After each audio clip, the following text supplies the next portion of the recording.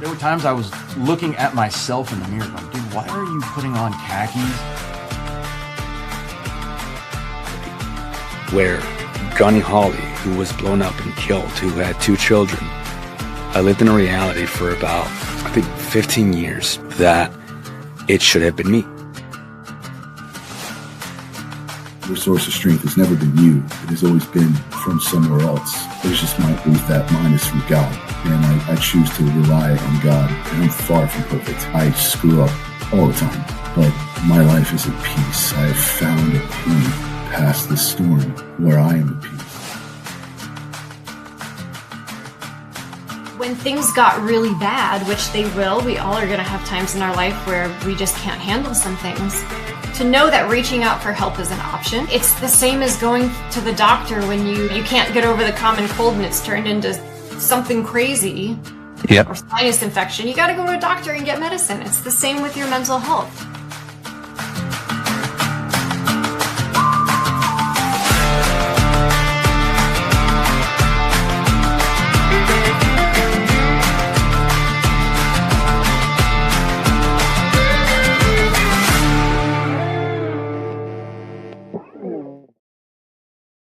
Hey, everybody, and welcome back to the Bunkhouse live here on Military Broadcast Radio, where we give veterans a voice.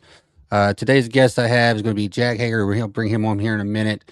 But before I do, if you could please follow the URL, the link tree that's down here scrolling, but at the bottom of the screen, find any platform that I'm sharing any kind of content on, like it, follow it, share it, please. Get as many people on here as you can.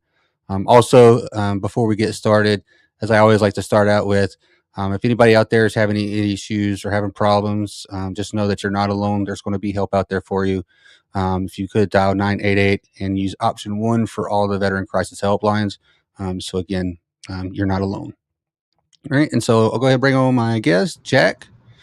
Hey, Jack, and welcome to the Bunkhouse. How's it going? It is going great because I get to talk to you. Good, number one, I appreciate the fact that the program exists. And number two, I appreciate you being alerted to my availability by a mutual friend, and I'm excited about doing this. No, thank you, and I thank you for being available today. If you could go ahead and give everybody kind of a little bit of a background on you, introduction or so. Tell us what you did and when you served. Well, let me backtrack a little bit because I was an Army brat. I graduated high school in 1965. Yes, I am older than dirt, but I moved out when I was 14 doing dumb stuff. And so I was on my own, but I played it safe, and I never flashed my gun, never flashed the drugs, never flashed anything. Yeah. Graduated from high school, was given a couple of scholarships, but I said to myself, I don't want to go to no more school.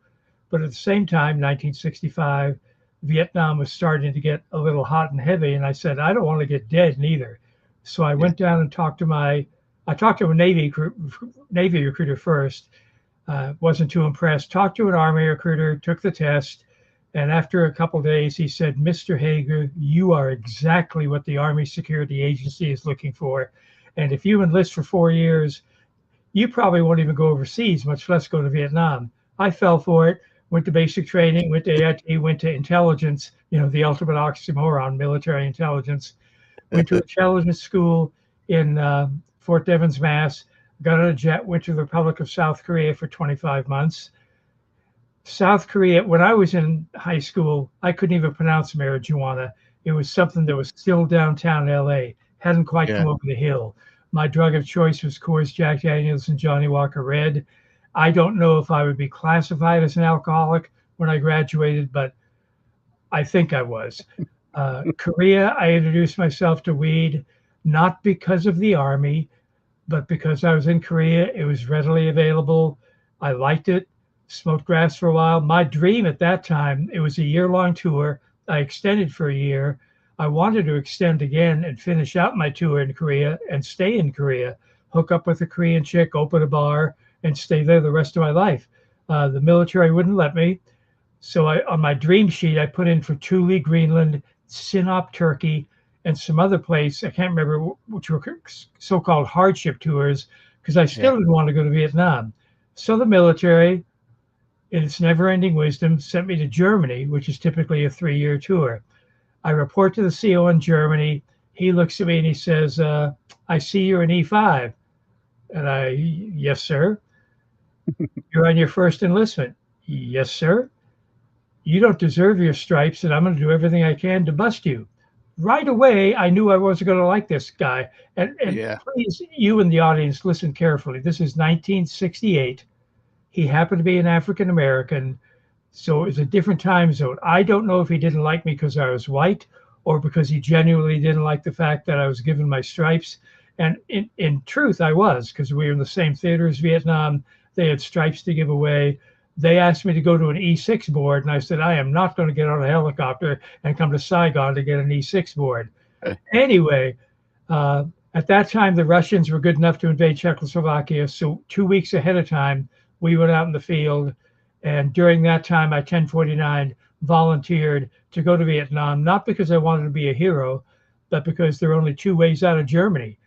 Either go to Nam or re-enlist, and I wouldn't re-enlist for 2 days for a 3-day pass. So I went to Nam, did my stuff there, introduced myself to some other kind of drugs, got out of the military in July 1969, honorably discharged. In no way do I regret my military service. I regret the way in which we gave away Vietnam, but that may be another story for another time. I loved Korea. I hated Germany. Vietnam was a high, was a rush, as only people that have been in combat. And I wasn't on the front lines, but I was attached to the 11th Armored Cav. So I would sit there in the turret with a 50 caliber machine gun. Couldn't hit the broadside of a barn with the 50, but it sure could scare the snot out of people. I don't regret my military service. I don't blame my military service for my screwed up life. I'm really big on personal responsibility. Certainly things contribute to the choices we make, but we all have the power of choice. And it's kind of got that don't do the crime if you can't do the time type stuff. So I am empathetic and sympathetic to people that are going through stuff, but at some point you got to take charge of your life, do everything you can to stabilize. But at some point you got to take that charge and move ahead. Yeah, I could definitely tell. So like, I can only speak to like my generation of service member and how it was when we came home from deployments and whenever we transitioned out of the military. What were some things that kind of caught you off guard or surprised you about transitioning during that time? Because I know from my uncle we and were some aware, July 1969, we were aware, and we probably were briefed, I don't know, of the anti-military sentiments in the United States. And I didn't understand it then. I'm not sure I understand it now. I'm just very, very grateful that even the people that were against Iraq and Afghanistan, et cetera, were not against the warrior. And I'm very glad of that. I think like most protests, the majority of people had no idea what they were doing there. They were just having a party. But we landed at Travis. Somehow a bunch of protesters had gotten on the field. The air police and the military police and some other people were trying to make a corridor through them. So for like an hour, we're sitting on this jet. And finally they opened the door, and I was about halfway back. I hit the door, and the first round eye I see is a stone cold, beautiful blonde girl, probably 18 years old. And she's screaming at the top of her lungs, "How many babies did you kill in Vietnam?" I ignored her. You'll like this. There was a grizzled Marine behind me, and he said only as many as I could eat. I don't even think she heard him. And we just kept going. I was discharged at that point and told the first thing you do is get out of your uniform. I said, okay. And I got out and hung around San Francisco for a while. 3 days of a daze. I'm not even sure what happened those 3 days, but I got drunk, I got high, I got the other stuff. And after a while, I figured, well, I can't party forever. I'm running out of money. And so the readjustment, I'm sure it was tougher for other people than it was for me. I think maybe it helped me, the fact that I was an Army brat and moved around a lot. and never had really deep roots. And I guess at that point, I would say I was at hate with America simply because of the idiocy. I was in Korea when the North Koreans swiped the Pueblo, that probably 98% of your listeners have no idea what I'm talking about. That was the most scared I've ever been in my life. They alerted us that the North Koreans had seized the spy ship, the Pueblo, and I knew that everything we had in South Korea was nuclear, violated everything there was, but I knew that's what we had because of my clearance. And I thought, sure, we were going to go to nuclear war because I knew we weren't going to sell these guys out. Silly me. Yeah. We sold them out. And then, as I mentioned, I was in Germany 2 weeks ahead of time. They told us about it. We rolled up on the border and gathered as much intel as we could as the Russians came across the border. Got to Nam a couple months after Tet 68. And it didn't take too long with boots on the ground to realize we were going to lose. We weren't going to lose, but they, the higher ups, were not going to let us win. And because of that, 58,000 names are on a wall in Washington that, in effect, long term died for nothing. They died for their buddies. They died for the guy on the left and the right. But in reality, they died for nothing, in addition to millions of South Vietnamese, Cambodians, Laotians, North Vietnamese, in a disaster that horrifically we repeated in Afghanistan and Iraq. In fact, I don't think I ever had PTSD as such from Vietnam, but that day that we were pulling out of Afghanistan, I don't recall ever being as furious, as mad as I was when I was just seeing Saigon in 1975 all over again.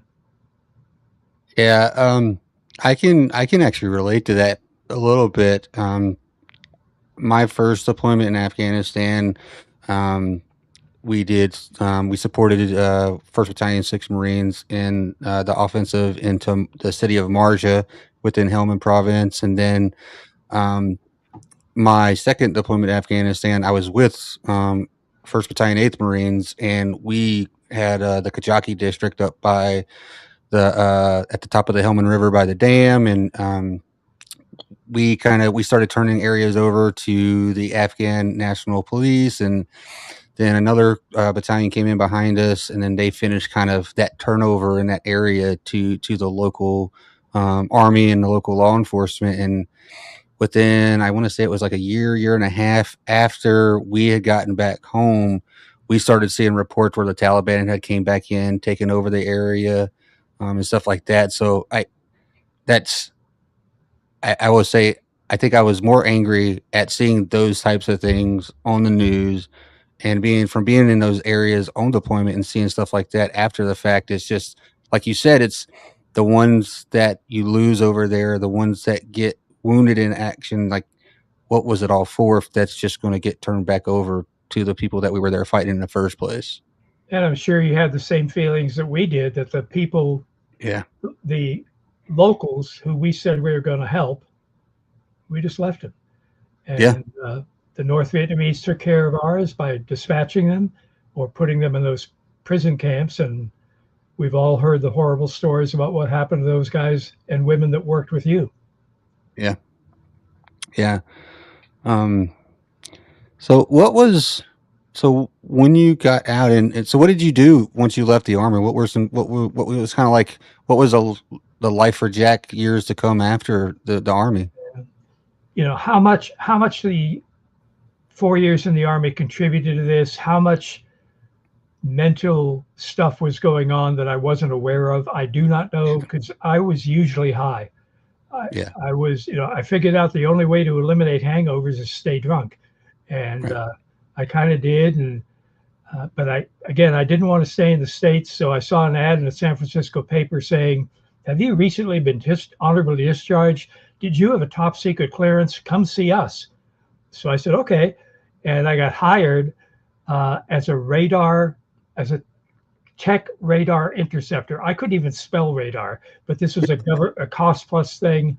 And I got hired and went to Kwajalein in the Marshall Islands, downrange for the Pacific Missile Range, hung around there and did nothing for like 4 months. Was getting paid ridiculously good. If I would have stayed a year, they would have sent me anywhere in the world for a month and got a terrific bonus. But there was a minor problem with Kwajalein. It was a beautiful place, things to see, but there were no zero zip women except for a few dependents that were surrounded by concertina wire, etc. So I pulled the pin, came back to Hawaii, hung around there for a while, met a girl who was a stewardess. She introduced me to some men she worked for on the side, smuggling. We went to the Oregon. These guys basically interviewed me and they hired me. It wasn't a mafia thing. It wasn't a huge organization. It wasn't a racial thing. We were like the UN. We had blacks and whites and Chicanos. I don't guess that's politically correct to say Chicanos anymore, but I don't care. Just a bunch of guys making all kinds of money, primarily on weed and weapons, but primarily weed. People don't understand now that it's legal in a lot of places how much money you could make smuggling in. And so for several years, I got away with it. And just, everybody's heard those kind of stories, had all kinds of money, more money than I could count, had all kinds of rushes, had all kinds of stuff. But at the end of the day, 3 o'clock in the morning, 4 o'clock in the morning, looking up in the darkness, thinking, is this it? Is this all there is? Just 40 more or 50 more years, unless I get blown away of doing this. I enjoyed it short term. I enjoyed being high. I enjoyed the other fringe benefits that came. But at the end of the day, is this it? Is this all there is? And I'm not sure what I would have done. I have never contemplated suicide. I'm not disrespecting those people that have. It just, the cliche, a permanent solution to a temporary problem. I just, and plus I wasn't sure what was on the other side. So for me, it was never an option. It was never a temptation. But my contemplation, my wondering what to do came to a halt in December of 1973 when I finally got arrested big time. I'd been arrested a couple of times for Mickey Mouse stuff as a kid and a couple of times as an adult where charges were dropped. But in San Angelo, Texas, I was there with my lady and our child. We left a bar around, 9 o'clock at night to go back to the hotel to see if the kid was okay. And all of a sudden she was driving. She said, Jack, there's a cop behind us. I said, don't sweat the small stuff. Go the speed limit a little bit more, see what happens. A few minutes later, they pulled us over.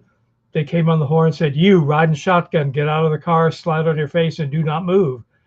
I looked at all the guns. I decided he had an exceedingly good idea. I got out of the car, lay down. A couple of minutes later, they cuffed me, raised me to my feet, charged me. Texas had no charges on me. They were just picking me up on a warrant from Oregon. Most of my charges were from Oregon, a couple from California, a couple federal charges. The same night they popped me, they popped about 20, 25 of the guys in different places. Later on, we found that they had a snitch working with us. A joint interagency narcotics squad was watching us for a while. They finally figured they had enough to get convictions. They busted us. So I stayed in jail in Texas for 4 or 5 months. Then, I don't know if they played rock, paper, scissors to figure out who had first dibs. Oregon had the most charges. I waived extradition. A sheriff came out from Oregon, brought me back to Oregon. A few months later, I pled no contest to a bunch of charges, got sentenced to 10 in Oregon State Prison, did 4. While I was doing that time, California decided they weren't going to prosecute. The feds dropped the charges, which I thought was a great idea. And eventually I made parole, hit the street in 1977. And that was more, even though I was only locked up for 4 years, that was more of an adjustment than coming back from the military was. And I can't even imagine doing 10 years or 20 years and hitting the street. But we know a lot of guys that do that and a lot of girls that do that. But so my quote unquote criminal career came to a screeching halt when I got arrested. I had a spiritual experience with Jesus Christ. Prior to arrest, I had never been in church except for weddings and funerals. I thought Jesus Christ was a swear word. I knew nothing about nothing. But in jail in Texas, they found some drugs, which is not unusual because drugs are easier to get in jail and prison than they are in the street. After a couple of days of being bored, I wasn't looking for God. I was looking for a way out. I was almost excited about going to prison because I'd never been in prison before. And it was going to Yeah. be a new experience. I felt like I'd done everything else twice. And I really didn't care. There was a rock song going around at the time that had the line, "Don't want to live, don't want to die." And that's pretty much where I was. I just didn't care about anything. And so I picked up a Bible and started to read it. And during that process, a God who I didn't know existed convinced me he was real. And I got saved, born again, converted, which is my choice, whatever word people want to use. And I recognize not all your listeners can resonate with that, but it was obviously not necessarily obviously, it was to me the second best thing. Being arrested was the second best thing that ever happened to me, because as a result of the arrest, Jesus Christ offered himself to me and I accepted him. And the 4 years in prison were times of spiritual growth. And got out of prison. My first job was a minister of sanitation, otherwise known as a janitor, in a church in California. And then I ended up going to a Bible school in Kansas City. And since late 1978, I've been in full-time vocational youth prison camp church ministry. And here I am, 79 years old, and I'm still doing it. And I'm amazed I get to do what I get to do. I have dealt with depression, am dealing with depression. A few years ago, was diagnosed with blood cancer, Vietnam, the gift that keeps on giving. And I'm trying to differentiate between what is the chemo doing, what is the cancer doing, and what is just being an old fart doing. So there's the only real effect I have from the treatment is fatigue Yeah. and brain fog. But is that just because I'm older than dirt, or is it because of the chemo, or a mixture of the two? And so my life, my ministry has been affected primarily by fatigue. A nap is a wonderful thing until you have to take one. And, Yeah. so most days I take an hour and a half nap, and I don't move as quick as I used to. I have to watch my balance, some other things. But I'm still kicking. I'm still doing youth work. And, that's the Jack Hager story in a reasonable nutshell. No, that's awesome, Jack. And I think I've noticed even with my generation and probably even the generations between mine and yours, a lot of times that healing of depression or PTSD, the anxiety, I've found that a lot of us really kind of get drawn to Jesus and God and building that relationship to be part of that healing process to help us get through some of those darker times and some of those hard times. Um, because we figured out the things that we try to do on our own and try to fix it ourselves don't necessarily work. And we think they might work at the time, but it's doing us more harm than it is good a lot of times when we try to fix them ourselves, right? Um, Yeah, and I know you're not, and I don't want to be simplistic. Come to Jesus and all your problems are over. That's crap. That's not oh true. no, yeah, that is Jesus didn't die you're to make absolutely us right. healthy and wealthy, et cetera, and so forth. In fact, I would argue, to some degree, being a genuine follower of the genuine Christ is probably going to Yes, put a target on you, and in some ways, it's going to be a little tougher. But uh, I am thankful there are other ways, other organizations, other outreaches that are trying to help veterans and others that are dealing with mental stuff. That mental illness is not in the closet like it used to be not too many years ago. That yeah, admitting that you have mental stuff is not shameful. right, Sure, by some people it still is, but it shouldn't. But the majority of people are aware that it's like cancer, it's an illness. yeah, And regardless of what caused it or didn't cause it, it's there. And for a guy or a girl to say, you know what, I'm sick of this. I need to get some help. And obviously, my perspective, I'd love for them to come to faith in Jesus Christ, but I'd love for them, if there's someone listening now who's dealing with it, who has yet to get help, suck it up, dude. Get some help. There yeah, are people that love you, that want to help you, that have many who have been there, done that, and you don't have to be in that condition. You don't have to be in that valley. You don't have to be in that darkness. It's not going to be easy, but there are ways out. And every second you delay it is going to make it ever tougher to get out of it. No, you're absolutely right, and that's part of the what I'm trying to do, and a lot of veterans that I know that are kind of do the same thing with the podcast or some type of online presence and like content creation. That's a lot of that's what we're trying to do is break that stigma, letting everybody know that it's okay to ask for help. It's okay to talk about what's going on, because again, a lot of us have, and again, regardless of generation, a lot of us kind of deal with where we go through a lot of the same things, different scenarios that got us to those, but a lot of the same things. We have a lot of anxiety. There's depressive states.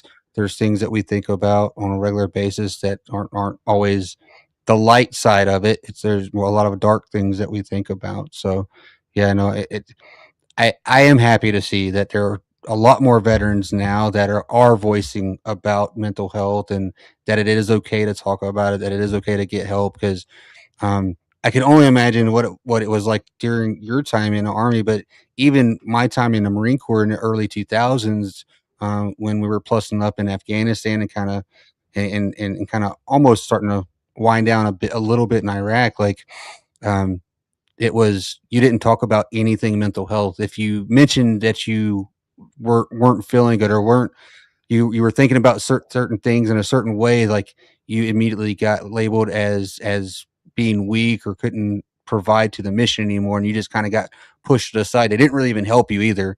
They looked at more of a way of getting you out of service completely a lot of times, and just kind of setting you to the side and leaving you behind in a sense. And so a lot of us, again, you probably felt the same way, some, and like you just didn't talk about it. You bottled it up. You didn't talk about it, and when things would get overwhelming, you just find other ways to kind of help suppress that, and it's always not the healthiest ways that you find to suppress those types of things. And I mean, back in my day, and I'm sure back in yours, there's a minority of people who fake the mental stuff trying to get a medical Yeah. discharge or Oh, something. yeah. And they make it bad for everybody that's genuinely struggling with it. Yeah. And I am not really happy with those kind of people. But it's true in life too. In civilian life, there are people that are soaking up sympathy Yeah. by, yeah, I don't want to be too harsh, but I just, there's a thin line between cynicism and realism. And Yeah. I try to be real, and I try to be real myself, and I want people to be real with me. And I don't want to get to where I suspect everybody or wonder if everybody's playing a game. It's sort of kind of like for many years I didn't identify as a non-vet.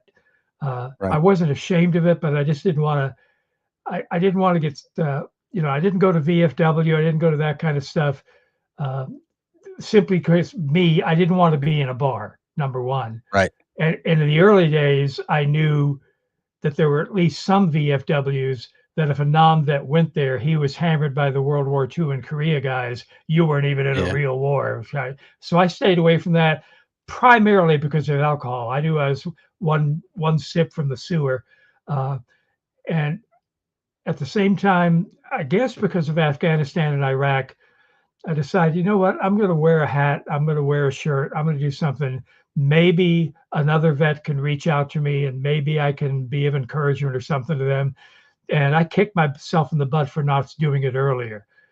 Sure, I get those attaboys from people that weren't there, that weren't Vietnam vets, that want to kind of make up, like you were saying Yeah. earlier, kind of want to make up for the way we were welcomed home. And I appreciate that.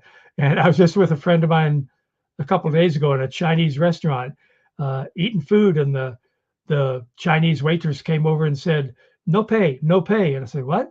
Somebody else pay. Somebody else pay." And I say, "Who?" And she said, "Him." And I looked at him and he said, "Oh, she wasn't supposed to tell you. Thank you for your service. Thank you for your service. I want to pick up the bill." And I appreciated that. And I've had that happen a few times. That's not like I told him, "Hey, it's cool. I got this hat for 50 cents at Salvation Army. I've got all kinds of free stuff." And we laughed about it. Oddly enough, he wasn't a vet. He didn't have any relatives that were a vet. He just wanted to thank me for my service and paid for the meal. And that is not the reason I wear the hat, but that's kind of a fringe benefit.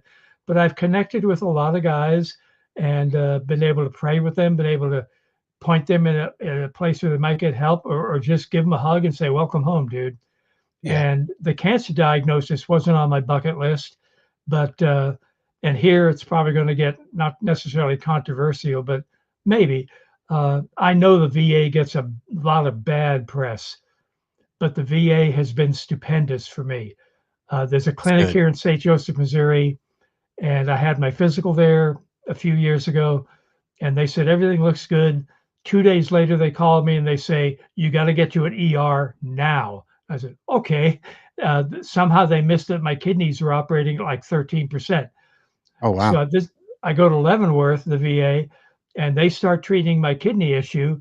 And in treating that, they discover the blood cancer issue, which may have gone on for months, years before being diagnosed. So I think that kidney thing was kind of a godwink type stuff.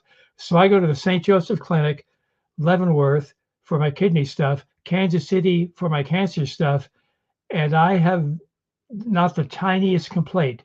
They've been fast, they've been efficient, they've been communicative. I just, I hear these horror stories about people trying to deal with the VA, and I don't know if I'm just lucky, blessed, whatever. And I think some of it is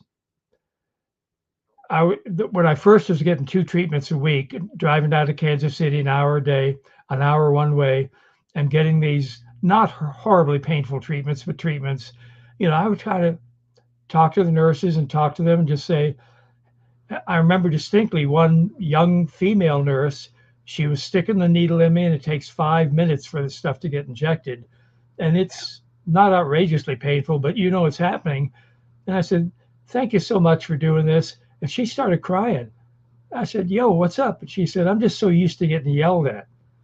And I think a lot of times, like a lot of other things, people think this nurse or this travel agent or this rent-a-car person is the reason for the problem. We scream at them. Yeah. I think you kind of get treated the way you treat people. I know there's other horror stories with the VA, but I've just been grateful for the diagnosis because I've been able to meet a lot of VAs a lot of veterans at these places and create some friendships.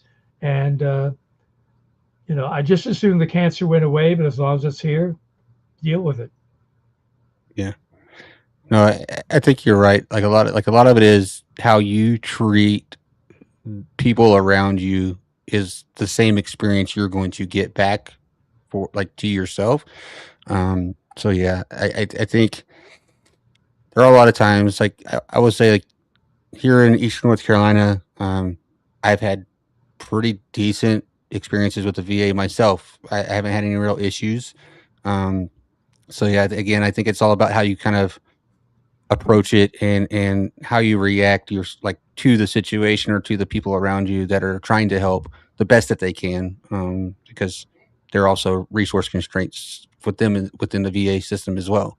So, but real quick, Jack, before we continue, we need to take a little short break, and then when we come back, I'd like to talk to you a little bit about kind of the stuff that you've taken over the past and kind of put it into your ministry and what you've done within your ministry to help the youth in the next generation. Will do. All right. We'll be back here in a few minutes. Keep listening. Thank you.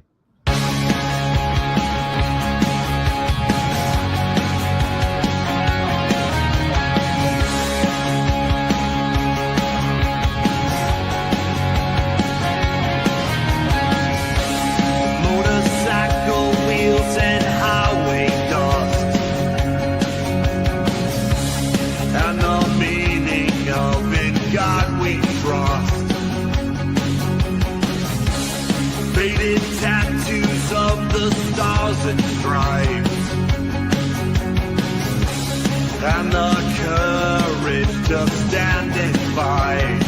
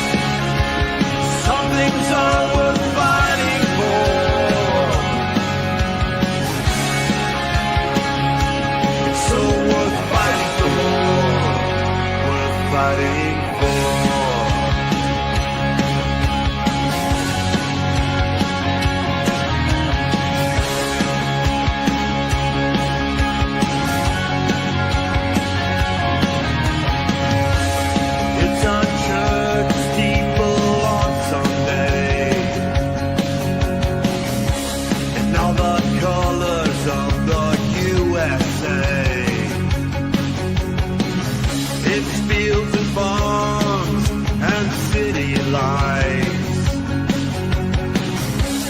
and the courage to stand and fight.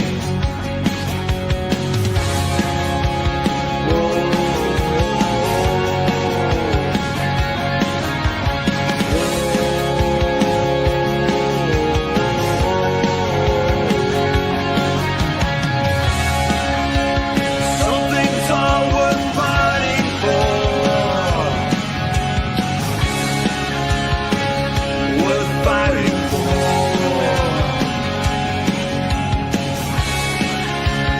Some things are worth fighting for.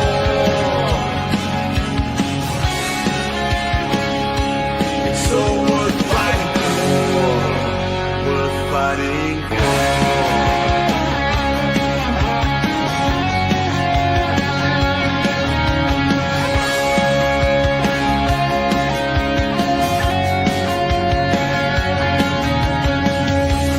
It's a tower high in the sky. A lonesome train whistle in the night. Yeah, I've got this tattoo of the stars and stripes. And I'm not afraid to stand and fight.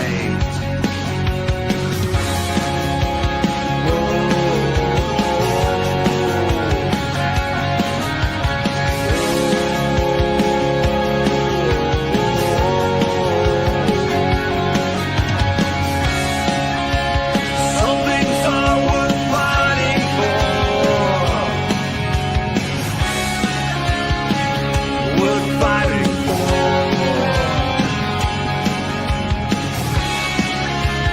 Some things are worth fighting for.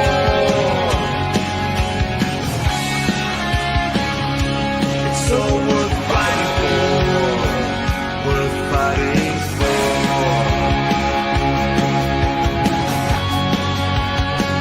Worth fighting for.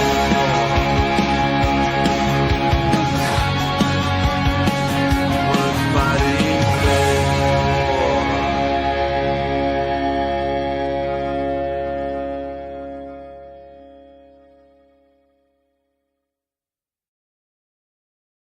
Hey everybody, and welcome back to the Bunkhouse. If you're just now joining us, my guest today, Jack Hager, Vietnam veteran.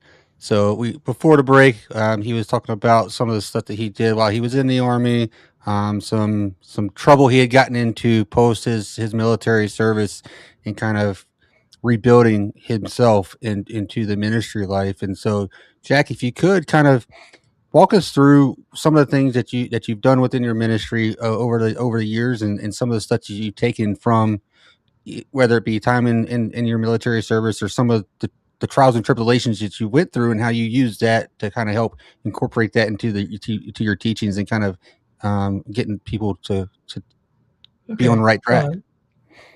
When I think of, I'll start with the military. A teenager, I met him when he was like 11 years old. He's now a lieutenant colonel. He's the wing chaplain at Dover. Okay. Oh, that's But awesome. He and we spent a lot of time together when he was a kid, when he was a teen. We worked together in ministry for a while. Anyway, he called me up a few years ago, and he was at Malmstrom Air Force Base, where all the missiles are. And he said, Jack, would you like to come up here and speak to the men? Sure. Went up there for a week and a half and spoke all over the place, did a couple of church services. That was fantastic, wonderful. A couple of years later, he says, I'm in Guam. Would you like to come to Guam? Duh. Yeah. Went to Guam for 2 weeks. And a couple of years after that, he called me. He was at the Air Force basic training place, Lackland Air Force Base. And he said, would you like to come down here? I said, of course I'd like to come down there. Came down there, and that was just after COVID, kind of. So I spoke at various places to the APs, and anyway, and then on Sunday, they did church service for the recruits that were going through training.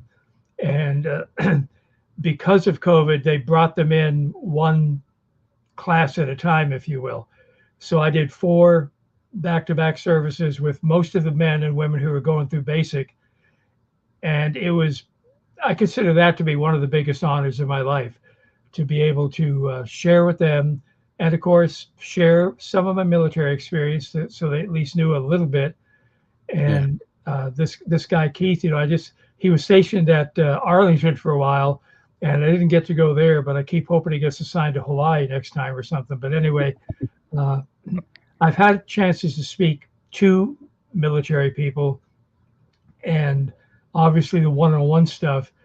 Primarily, my ministry is youth, and I use the Vietnam thing as an attention getter, and the prison thing. And a lot of times I'll introduce myself, even 30 years ago. I'm Jack. I'm a Vietnam veteran and an ex-con, and usually that brings about, you don't look like one. And I'll say, okay, and then I get to explain to them why I am one. I think. I was just talking to a friend. I talked to my wife the other day that people mean it as a criticism, I think, but I take it as a compliment. One of the things I've heard for years, not often, but often enough to wonder, is people saying, Jack, you're too transparent. And I say, what? What are you talking about? You don't have to go into sordid details. I don't want to make the drug life look good. I don't want to make combat look good. I don't want to make prison look good. But how can I be too transparent? I've got 4 children. One of my daughter is currently practicing a gay lifestyle.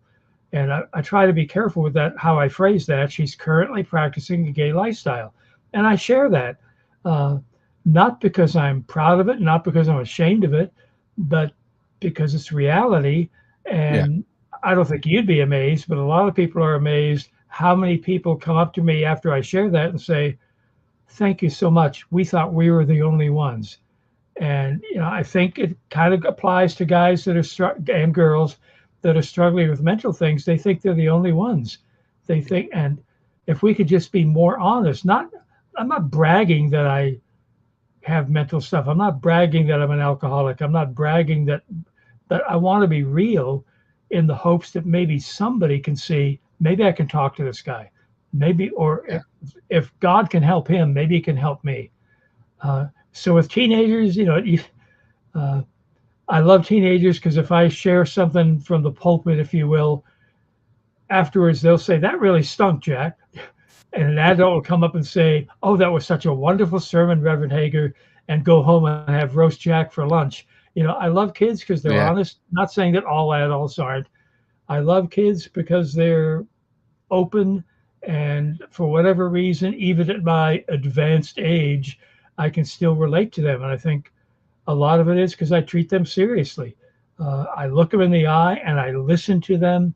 And obviously my main priority is to get them into a relationship with Jesus Christ. But maybe they already are. Maybe they're resisting him.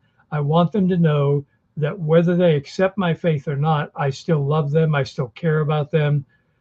And let me hop on the hobby horse. I do not blame non-Christians for thinking that Christians are homophobic, for instance. Because that's the way we come across way, way, way too much. And I mean, there are some just idiots that make it their hobby horse, but there are some well-meaning people. I mean, I got to be true. I believe the Bible teaches that homosexual activity is sinful, as is gluttony, as is lying, as is gossip. And I don't know why I can't say that about homosexuality. I don't agree with your lifestyle, but that does not mean I hate you. My daughter and my wife and I talk frequently, and she knows where we stand. We're not going to hit her over the head with a 10-foot Bible. She knows where we stand, obviously. Well, maybe not obviously, but we are hoping and praying that she comes to faith in Christ and leaves that lifestyle. But she's our daughter. And even if she wasn't our daughter, she's a human being created in the image of God. And my job is to love her. And part of that love is to be honest and to say, no, yeah, that is sin. The same I would do to a gossip. I can't find a verse that says God hates gossips. The God hates homosexuals, but I can find a proverb that says he hates those who sow discord among the brethren, otherwise gossip. So again, I'm trying to do everything I can to when I address that particular subject to say, yes, it is sin, and it's just like any other sin, except for the fact that 1 Corinthians 6 seems to indicate that all sexual sin carries a different flavor to it because it's sin against the body. But Yeah. so is gluttony, so is lying, so is lust, etc., and so forth. Because I don't want a homosexual to think that he or she is beyond redemption. And most of all, I don't want them to think that God hates them or that I hate them. And so that kind of transparency, that kind of speaking shocks kids sometimes and offends adults sometimes. And you Yeah. can probably tell by now that I am not really I really don't give a rip if I offend you if I'm speaking the truth in love. Yeah, I think you bring up a good point there, especially when it comes to like telling the truth, and especially to this day and age's youth. I think that's the biggest part is being extremely honest and transparent with them. I think gets through to them more than trying to sugarcoat things or to kind of gloss over certain areas, right? And that's one thing that I found too is with talking to other veterans or getting veterans comfortable with or letting them know that it's okay to talk about whatever's going on in their lives. Like I have to be honest. I have to open up and tell things about myself that maybe I probably wouldn't have 10 years ago. Right. But I know Copy I that. need to do, but I know I need to because like you said, me sharing some of my stories, regardless of how bad they may seem, it could help somebody else come to the same light and know that hey, it is okay to talk about it. You know, it's nothing to be ashamed of. There is a way forward past those things. You know, and like you said, I think that honesty is like the first step of being able to get somebody to start opening up and understanding what you are telling them. I totally agree. It's just, uh, and it's rare. You know, Yeah. it sounds like I'm patting myself on the head, but it's so rare for somebody to treat not just teenagers, but somebody else not throwing away, but disregarding my faith, disregarding everything else. People are people, and Yep. everybody's carrying something. Everybody's got something going on. And I don't want to add to their misery. I don't want to add to their guilt or shame or whatever.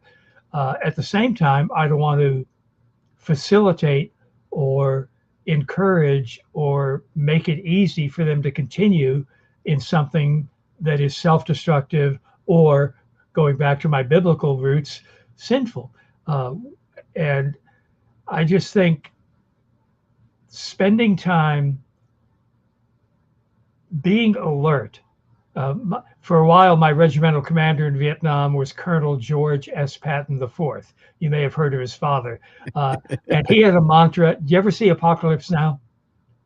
I have. It's been a while, but yeah, I have seen that. Whoever wrote that movie knew Colonel Patton because Robert Duvall is Colonel Patton. But anyway, his mantra was stay alert, stay alive, stay alert, stay alive. And I'm sure it wasn't exclusive to him. It's a great way to survive combat. It's also a great way to survive life. You know, I never thought 15 years ago that part of my ministry to young people would be teaching them situational awareness. Yeah. Yeah, but we live in that kind of a world.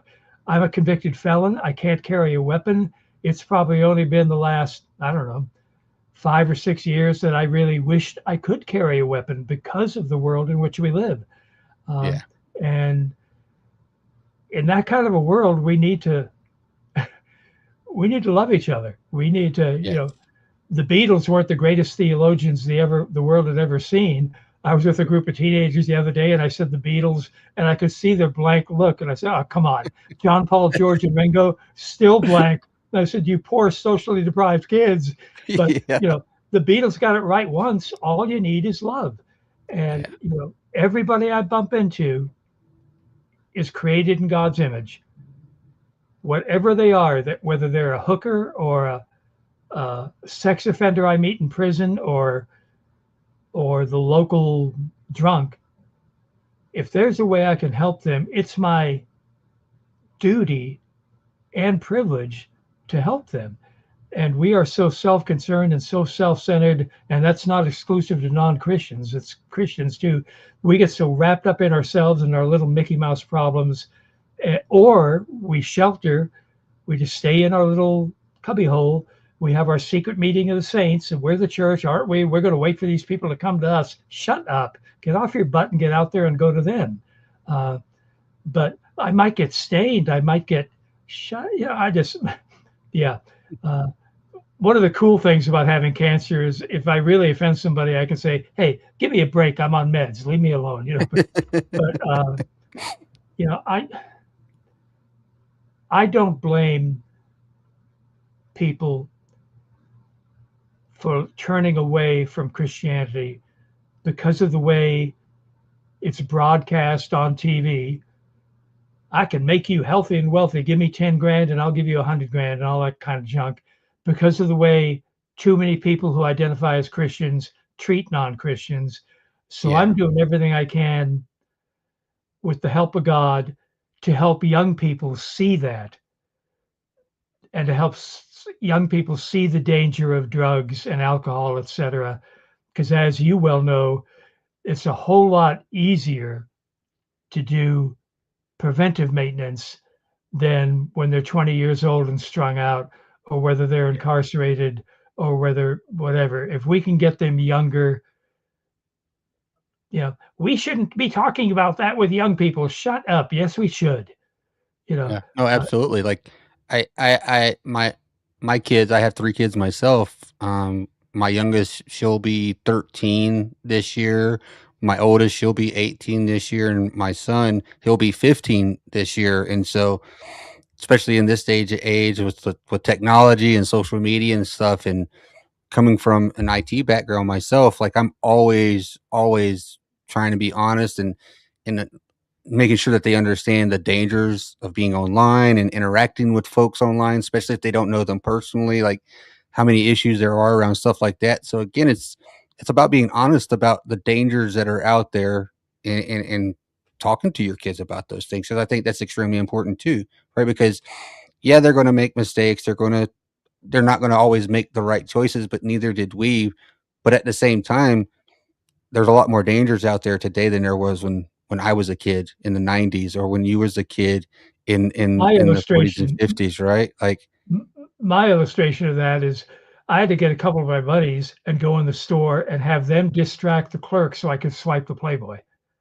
yeah, You know, as even unintentionally yeah, picking up a phone or going online, all of a sudden, and you can't unsee it. right. And, You're absolutely right. I mean, that's a whole other subject, but porn is I think, the most disastrous drug addiction that we have, and it's everywhere. Yeah, And we all, whether it's porn or drugs or whatever, we all have this really wacky disease. It's not going to happen to me. It's yeah, not going to happen to me. Yeah, it will. And the Lord opened the door for me to do school assemblies for about 6 or 7 years. And it's kind of a sad commentary that Reverend Hager can't get into a school, but ex-con Hager can. And I'd go in and basically tell my story and just really stress personal responsibility. And yeah, if I had a chance to share my faith, I would do that. But I just think personal response, it's not my fault as an obscenity. It's, yeah, things contribute to it. Vietnam, Afghanistan, Iraq, combat contributes to a lot of junk. Being molested as a kid does, yeah, alcoholic parents, et cetera, and so forth. That all contributes, but you're not simply a product of your environment. And with or without faith, you can turn it around, but you got to make that choice. I'm going to yeah, do whatever it takes to get out of this and then be man enough to ask for help and suck that pride thing down and just say, I need help. And how do you do that? You contact me, you contact John, you contact somebody, and they can be a gateway to a way that'll revolutionize and quite possibly save your life. yeah. No, I think you bring up a great point there. Like the self accountability piece is one thing that I've learned in my healing process and like my healing journey from some of the things that I've struggled with is it being able to accept those and take ownership of those things, right? Whether it be um, alcohol use, infidelity, like those types of things, is own it, take responsibility for it, and then being able to own it and then move past that, make yourself better, right? And that's part of a healing process, like just like you just said too. It's part of the growth and getting to a better place. One of my great regrets in life is that I never got to see the Eagles in concert. Okay. But they had a song, I think it was the flip side of Hotel California, called Get Over It. Have you ever heard it? I don't think I've heard Okay. that one, but I'm gonna have to look that one up now. You got to YouTube it. It's Yeah. if I had my way, it would be played every morning from every speaker in America. Your mom is too skinny and your daddy's too fat. Get over it. Get over it. Uh, I'd like to find your inner child and kick his little. Get over Yeah. it. It's a great tune anyway, and the lyrics are just man up, quit crying, don't be. Yeah. We're such a victim mentality. A victim of this, a victim to that, a victim of this, a victim of that. Your mama's too skinny, Yeah. and your daddy's too fat. It's a great song, and I share it every time I can, just because it's true. You got to get over it. You probably are going to need some help to do that. But don't identify. I'm an alcoholic. I'm a adult child of alcoholics. I'm a victim of sex abuse, and I wish I could fix all that with a wink of my eyes. I can't. But that's not your identity. That is not your reality. And I know there are pressures and people and forces that want to keep you in that little box. Get out of it. Break out of it. Oh, I can't. Yeah, you can. Start. The Chinese or whatever, the longest journey starts with a single step. Take that step, ask for help, pray for help, do something. But most of us need Jesus with skin on, and that's another person that'll walk alongside you and won't give up on you, and will kick your butt when you need it kicked, and will give you a hug when you need a hug. Yeah, and I could promise anybody and everybody that's listening right now, I guarantee you, if you just paid attention and looked around, there's somebody in your circle or near you or close to you that would be that person for you. And if let's say if for some reason you don't have somebody like that, please reach out. I'll get you in contact with people, or if I can help myself personally, I will. But I could definitely get you in contact with somebody as well, that if you need any kind of assistance, but that's what we're here for. Folks like myself, like Jack, other veterans that I've talked to, like that's what we're here for, is to help out with those types of things. Piggybacking on that, my email is simply jack.hager@gmail. And it's what I do. If you want to yell at me, that's fine. We can get in a discussion there. But if you have a question, anything else, and you feel maybe the anonymity of email will be helpful, shoot me an email. It's what I do. It's my job. It's my ministry. The cancer diagnosis has changed a little, some aspects of my ministry, but I'm still full-time. Why retire from something you love? And you won't be a nuisance. You won't be a pest. I'd love to, quote unquote, talk to you through email for starters, if you'd like to. Jack, we are coming up at the top of the hour, and so we are a little bit out of time now today. Jack, I would definitely like to have you back on again, and I definitely want to have you on my pre-record releases that I do monthly, and get to be able to tell your entire story if you're up for that. I would love to do it if I can real quick. After 40 years of counseling, I finally wrote a book. It's titled Captured by Grace. It's available at Amazon, etc. It might give you more of a overview of my background. Awesome. I'll make sure and add that. I'll post that to my link tree and to my website so folks can know where to get it at. Great. I've really, really enjoyed the time. I would love to do it again. And No, absolutely. Let's stay connected. Yes, sir. Absolutely will, Jack. Thank you again. And everybody out there listening, again, you're not alone. I promise you, you're not. There's going to be people that are around you that love you and want to help you and see you be successful. And as always, be the light in someone's dark. Hi, I'm Beaker with Military Broadcast Radio TV. We're your virtual MWR, bringing veterans radio, podcasts, gaming, animation, 3D printing, and a community that never leaves you behind. Download our Roku or mobile app today. Wisdom to share if you listen this week, so pull up a chair and stay for a spell. We're heading down a trail where good stories dwell.